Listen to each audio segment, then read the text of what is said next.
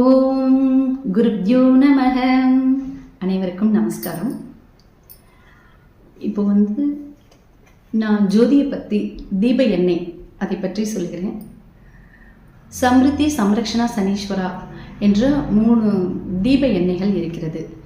அதில் பிரம்மர் அகஸ்தியர் அருளிய பிரம்ம ரகசிய மூலிகை தைலம், அது பழைய ஓலைச்சுவடியிலிருந்து என்னென்ன மூலிகை என்னென்ன பலனெல்லாம் கொடுக்கும் அப்படின்னு சொல்லி அதை ஆராய்ச்சி பண்ணி அந்தந்த மூலிகையை உண்டான எல்லா பலனையும் நமக்கு கொடுத்து நல்ல வழியில் நாம் பயன்படுத்தி நல்லா இருப்பதற்காக கொடுத்துருக்காங்க.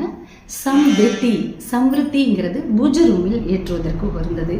உள் வாஸ்து நம் வீட்டிற்குள் இருக்கும் பஞ்சபூத சக்திகளுக்கும் நல்ல ஒரு பாசிட்டிவ் வைப்ரேஷனை அதிகமாக ஈர்த்து கொடுப்பதற்காகவே இந்த சம்ருத்தி என்ற பூஜை தீப எண்ணெயை நான் உங்களுக்காக சொல்லுகிறேன்.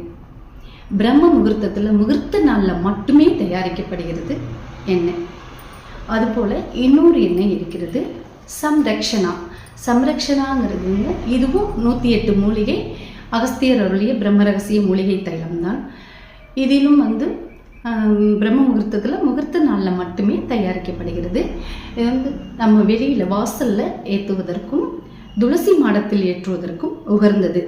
வாசலில் ஏற்றும் பொழுது நம் குலதெய்வங்கள் இஷ்ட தெய்வங்கள் வாசலில் இருந்து நம்மை வெளியில் இருக்கிற எந்த ஒரு நெகட்டிவ்ஸும் உள்ளே வராமல் தடுத்து நல்லபடியாக நம்மளை காப்பதற்காக சம்ரக்ஷணாங்கிற தீப எண்ணெய் இருக்கிறது.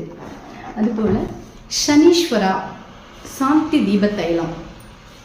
சனீஸ்வர தீப தைலம் என்பது நம் கிரகங்களால் நாம் முன் செய்த நம்மளுடைய கர்மாவில் பாதிப்பு வருகிறது அல்லவா.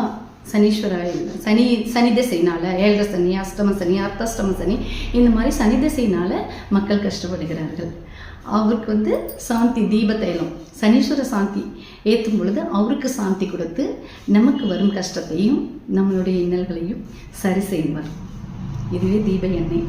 இது அனைவரும் ஏற்றி கலியுகத்தில் பிறவி பயனை அடைவதற்கு இறைவன் நமக்காக இந்த 3 ஜோதிகளையும் குருவின் மூலியமாக நமக்கு அமைத்து கொடுத்திருக்கிறார். இதை அனைவரும் பயன்படுத்தி அனைவரும் பிறவி பயனை அடைந்து நன்மை உண்டாகும்படி நான் வேண்டிக் கொள்கிறேன். அனைவருக்கும் நமஸ்காரம்.